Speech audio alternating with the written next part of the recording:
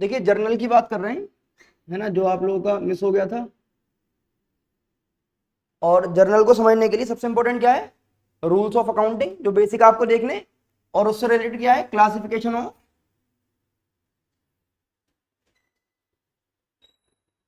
Accounts.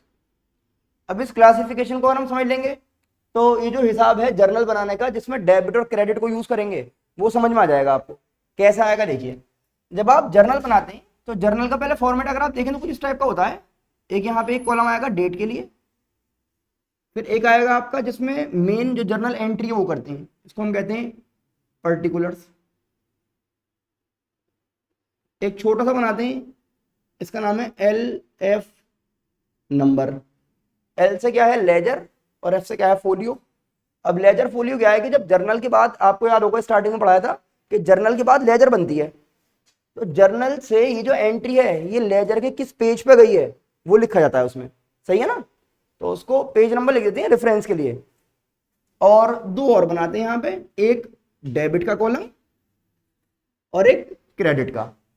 ये हो गया आपका जर्नल का पूरा फॉर्मेट। अब ये जो फॉर्मेट हमने बनाया, इसके अंदर हम लिखते हैं जो ट्रांजैक्शंस इंग्लिश में लिखे होते हैं, उसको अकाउंट्स की लैंग्वेज में कन्वर्ट करके जर्नल की फॉर्म में लिख देंगे, डेबिट क्रेडिट के रूल को फॉलो करते हुए।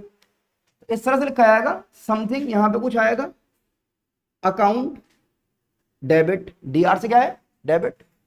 फिर यहां आ गया टू समथिंग।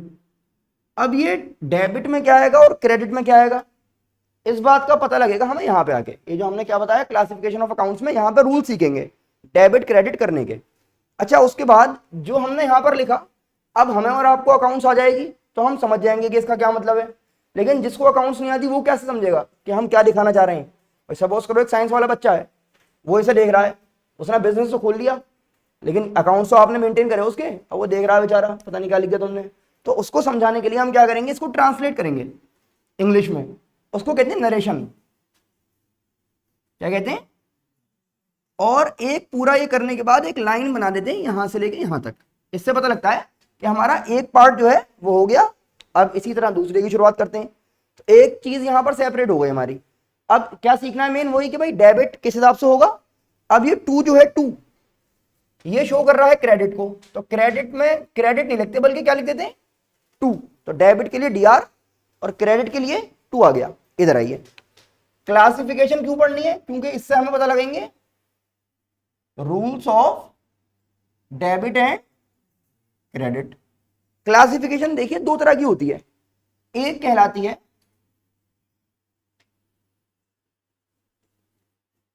क्लासिकल अप्रोच, या फिर इसी का नाम है ब्रिटिश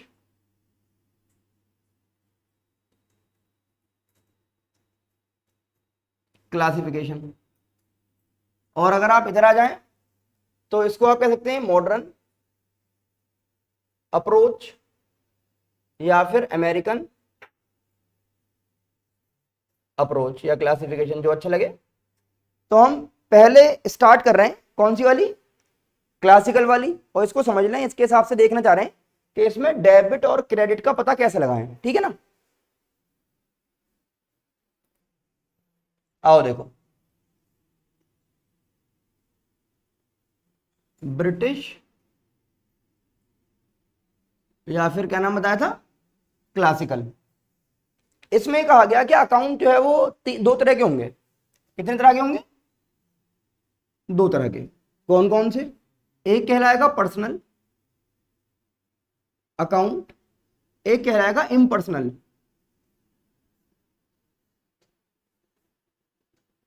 अब जब आपने पर्सनल की बात करी, तो पर्सनल का क्या मतलब है भाई? यहां पे कुछ ऐसी चीजें आएंगी जिनका कुछ ना कुछ नाम हो। पर्सनल वाले में स्पेशली कौन सी चीज आएंगी? जिनका नाम हो। और नाम भी किस तरह से कि जैसे पर्सन में पहला आपको मिलेगा natural person, natural person. Natural person में आ गए मैं और आप, क्रिएशंस ऑफ गॉड। तो हमारा कुछ नाम होता है भाई, हम कुछ चीज खरीद भी सकते हैं, हम कुछ चीज बेच भी सकते हैं। तो जब आप कोई चीज खरीदने गए और सपोज आपने उधार में कुछ खरीदा, तो जिससे आप खरीदने जाओगे वो क्या करेगा? आपका नाम याद रखेगा कि आपसे पैसे लेने, है ना? इसी तरह सपोज आपने कुछ बेचा, तो अगर आप कुछ बेचोगे तो जिसको बेचोगे उसका नाम याद रखोगे कि अगर उधार में बेचा है तो पर्सनल में क्या है, सबसे पहले नेचुरल पर्सन की हम बात करेंगे, फिर हम आगे चले, एक मिलेगा आर्टिफिशियल पर्सन।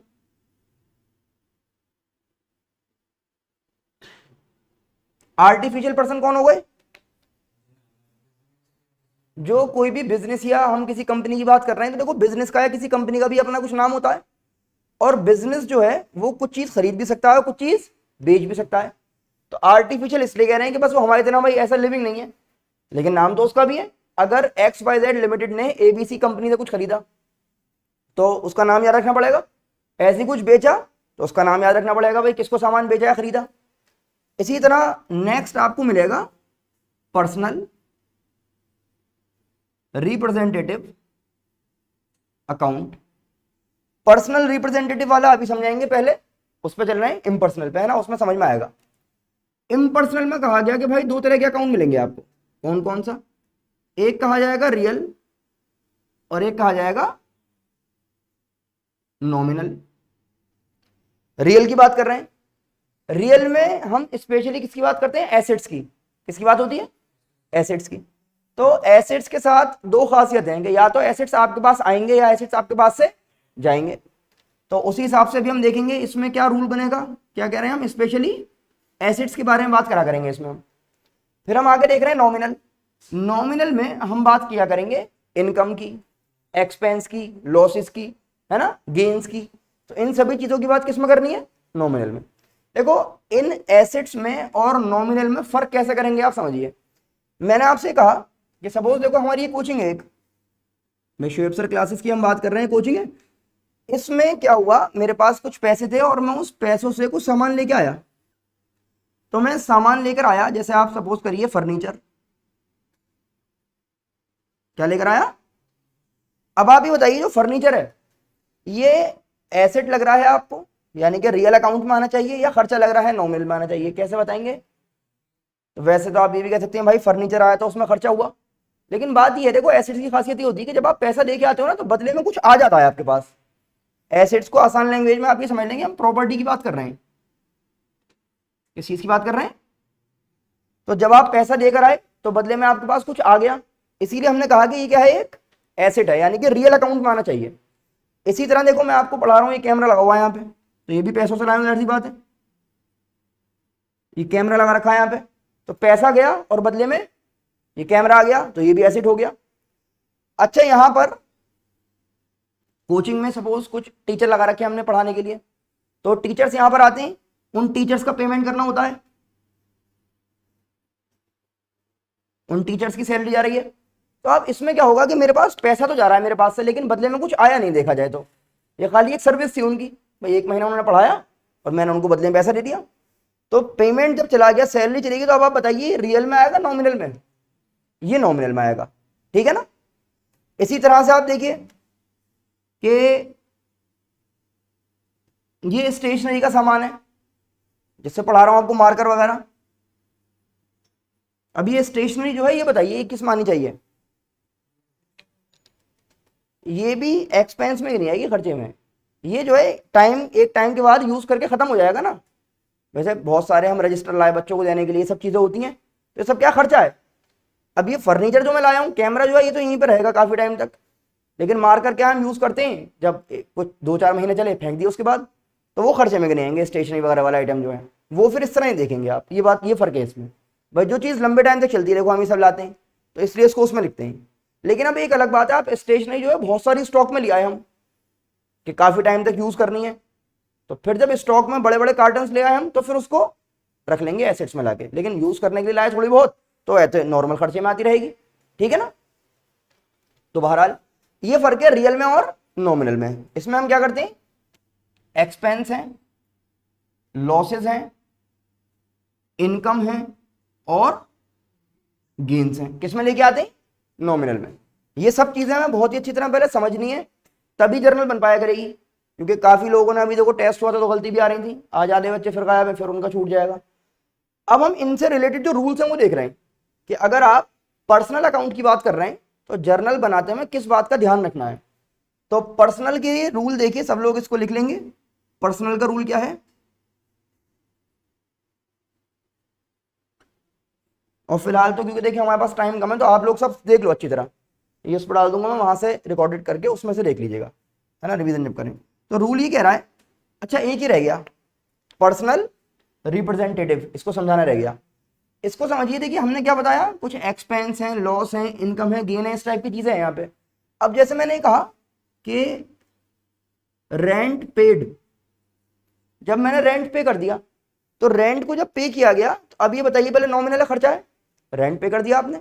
लेकिन अगर हमने रेंट को पे नहीं करा, बल्कि वो रेंट जो है आउटस्टैंडिंग रहा, आउटस्टैंडिंग का मतलब ड्यू बट नॉट पेड, अभी पेमेंट नहीं करा आपने उसका, तो फिर इसमें एक बंदे का नाम याद रखना पड़ेगा आपको, लैंडलॉर्ड का, कि हमें उसको पेमेंट करना है। तो अगर मैं नॉमिनल वाली जो भी चीज है उसके आगे या पीछे कुछ इस टाइप की चीजें लगा दूं, जैसे आउटस्टैंडिंग, हमने कह दिया आउटस्टैंडिंग रेंट, तो अब इसका मतलब हो गया हम किसी पर्सन को रिप्रेजेंट कर रहे हैं इस वर्ड के थ्रू, कि लैंडलॉर्ड का जो रेंट है वो ड्यू है, वो हमें पे करना है। तो कोई पर्सन ही तो है लैंडलॉर्ड, तो उसको हमें पे करना है, तो बन जाएगा पर्सनल रिप्रेजेंटेटिव। हमने लगाया प्रीपेड, जैसे सपोज करिए प्रीपेड रेंट या प्रीपेड इंश्योरेंस। अब इंश्योरेंस कंपनी, तो कंपनी एक तरह से इसमें आ गया आर्टिफिशियल में, वो पर्सन बन गई। अब आप कह रहे हैं प्रीपेड इंश्योरेंस, तो आपने इंश्योरेंस कंपनी को कुछ एडवांस दे रखा है, ये तो मतलब हो गया प्रीपेड इंश्योरेंस का, तो ये रिप्रेजेंट कर रहा है कि आपने इंश्योरेंस कंपनी को, तो इंश्योरेंस कंपनी का कोई पर्सन कुछ एडवांस दे रखा है। तो किसी भी नॉमिनल अकाउंट के साथ आउटस्टैंडिंग, प्रीपेड, एडवांस, इस टाइप के वर्ड अगर आप यूज कर दें तो वो क्या बन जाता है, पर्सनल रिप्रेजेंटेटिव अकाउंट। इतनी बात समझ में आ रही है। अब रूल पे आ रहे हैं हम। तो अब हमने फिलहाल यहां तक ये देखा कि जो पर्सन है या तो ये कुछ आपको दे रहा है या आपसे कुछ ले रहा है। भाई जैसे सपोज करिए हमने कहा परचेज गुड्स फ्रॉम राम, तो राम ने सामान आपको दिया, ये तो होगा। हमेशा अपने आप को फर्स्ट प्लेस पर रखना है। हमने कहा राम ने सामान खरीदा, लेकिन आपको उल्टा देखना है, ये कहेंगे राम ने सामान दिया, तो हमें सामान दिया उसने। हमेशा क्वेश्चन को अपने हिसाब से देखना है आपको। फिर आपने ये कहा कि सोल्ड गुड्स टू मोहन, तो ये नहीं कहना कि मोहन को सामान बेचा, बल्कि कहेंगे मोहन ने सामान हमसे लिया, तो आप समझ पाएंगे इस चीज को, क्योंकि आपने बेचा तो उसने लिया ना हमसे। तो क्या कहना है आपको, डेबिट द रिसीवर, जो रिसीवर है जो कुछ ले रहा है उसको कहां पे रखेंगे, डेबिट में, और साथ में देंगे credit the giver, debit the receiver, credit the giver. ये हो गया आपका पर्सनल वाला रूल। तो जब भी कोई क्वेश्चन आपको मिला, जैसे हमने क्या कहा, suppose purchase goods from Ram, तो क्या कहेंगे, राम ने सामान दिया आपको। जब वो सामान दे रहा है तो रिसीवर है या गिवर है, गिवर है, तो राम का नाम किस में आ जाएगा, क्रेडिट में। अभी हमने बनाया था ना डेबिट और क्रेडिट, तो टू वाले में लिखा जाएगा इसका नाम। हमने कहा सोल्ड गुड्स टू मुकेश, तो मुकेश ने सामान लिया, ऐसे कहना पड़ेगा, सामान उसने लिया, तो क्या बन जाएगा, रिसीवर, तभी तो उसको डेबिट में लिखेंगे। ऐसे नहीं कहना कि मुकेश को सामान दिया, तो आप गलत सोच लोगे इस चीज को, क्योंकि आप जब दिया कहोगे तो गिवर सोच लोगे, जबकि हमें अपनी बात नहीं करनी, हमें देखना है कि मुकेश क्या कर रहा है उधर से, तो मुकेश ने सामान लिया, ऐसा करके देखना है। ये तो बात हो गई किसकी, पर्सनल की।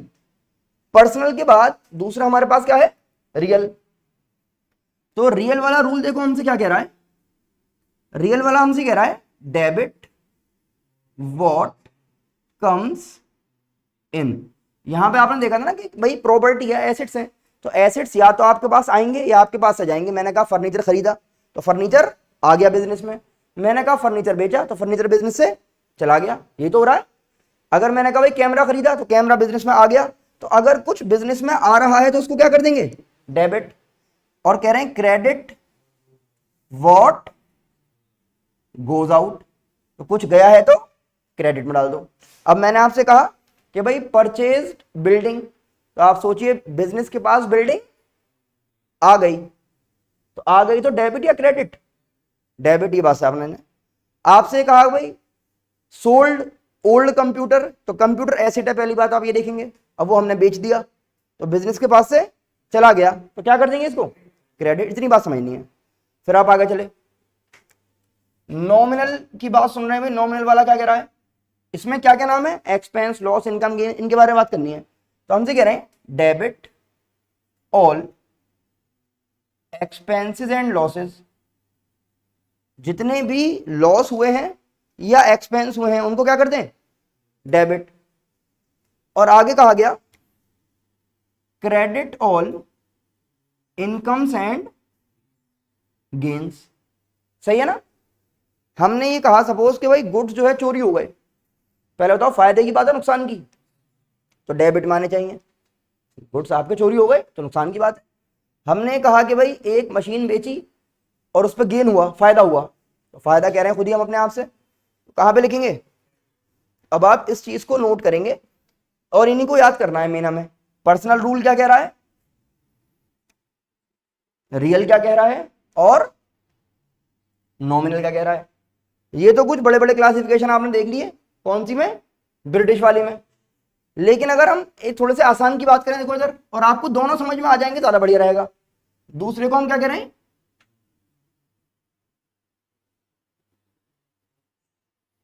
American approach. देखो ये क्या कह रही है, हाँ भाई अमेरिकन वाले की बात कर रहे हैं, या फिर मॉडर्न जिसका नाम था। तो ये मॉडर्न वाला क्या कह रहा है आपसे, इसने कहा कि 5 तरह के अकाउंट होते हैं। इसमें कितने बताए थे, 3 या 2 जो अच्छे लगे, फिर इसमें 2 और आ गए, तो इस हिसाब से इसमें बता रहे हैं कितने होते हैं, 5। और इसको ऐसे याद कर लेंगे आप, ALCR और E। और यहाँ पे डेबिट और क्रेडिट के हिसाब से देखना है कि कौन सी चीज डेबिट होगी कौन सी क्रेडिट होगी, ये जो सीखने जा रहे हैं। जैसे यहाँ पे आपने देखा था debit credit, debit credit, debit credit, तो इसमें भी 2 ही चीज है। और अकाउंट कितने, 5। नाम क्या क्या है इनका, देखो, एसेट्स, लायबिलिटी, कैपिटल, रेवेन्यू और एक्सपेंस। रेवेन्यू का मतलब इनकम मान लीजिए, एक्सपेंस आपको बताइए खर्चा।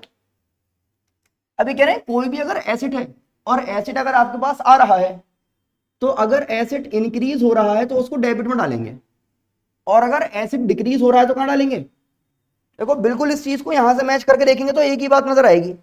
इसमें भी कह रहा है कि अगर एसेट हमारे पास आया तो आने का मतलब डेबिट तो कहा था हमने, और आएगा तो एसेट बढ़ जाएगा, तो सेम कहानी डेबिट, वहां भी कह रहा है डेबिट। तो एक ही चीज है, बस अलग तरीके समझा दिया उसे। ऐसा नहीं है कि भाई कॉन्ट्रडिक्ट कर रहे हो आपस में, वो कह रहा है डेबिट, ये कह रहा है क्रेडिट, तो फिर कंफ्यूजन वाली बात होती। एक ही चीज को अलग तरह समझा दिया गया है। यहां कह रहा है अगर एसेट जा रहा है तो क्या करो, और जाने का मतलब कम हो जाएगा, और कम जब करना है तो यहाँ पे आ जाएगा। सही है ना। आप आज से लेके जब तक भी अकाउंट्स पढ़ते रहेंगे, कोई सी भी क्लास में हो आप, यही रूल काम में आने हैं, बस इन्हीं को समझना है हमें। आगे चले, सेम जो कहानी है वो एक्सपेंस के साथ होती है। एक्सपेंस अगर बढ़ रहे हैं आपके, यानी खर्चा हो रहा है, तो डेबिट में होगा, और अगर एक्सपेंस कम हो गया किसी वजह से तो क्रेडिट में आएगा। तो इससे ये भी पता लगता है कि अगर खर्चा हुआ है तो डेबिट करना है, ना कि क्रेडिट, क्योंकि खर्चा हो रहा है और आप अगर क्रेडिट कर देंगे तो कम हो जाएगा, तो बढ़ने की होगा। यहां देखिए कह रहा है डेबिट ऑल एक्सपेंसेस, सेम कहानी आ गई सामने, क्योंकि क्रेडिट में तो इनकम बता रहा है वो। तो अगर खर्चा आपका कम हो गया तो एक तरह से फायदे तो है ये, या नहीं है भाई। अगर जैसे आपसे कहा जाए कि आपको 10,000 रुपये देने किसी को, अब वो जो है कह रहा सिर्फ 9,500 दे दो, तो एक तरह से फायदा है, खर्चा कम हो गया, ऐसे आप समझ सकते हैं। तो इधर दिखा देंगे उसको। इधर देखिएगा, लाइबिलिटीज, कैपिटल और रेवेन्यू अगर आप डेबिट में डाल देंगे तो घट जाएगी, वो बढ़ने की जगह। सही है ना। और क्रेडिट में कर देंगे तो क्या होगा, इंक्रीज हो जाएगा।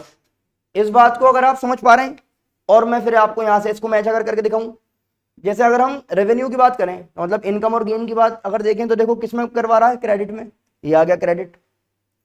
अब ये लायबिलिटी और कैपिटल वाला हिसाब जो है वो आपको ऐसे अलग से मैच नहीं हो पाएगा इसमें, क्योंकि वो इसमें एडजस्ट हो जाता है जाके पर्सनल अकाउंट में। क्योंकि जैसे आपका एक ओनर है, ओनर ने बिजनेस में पैसा लगाया, उसे तो कैपिटल कहते हैं, नहीं कहते।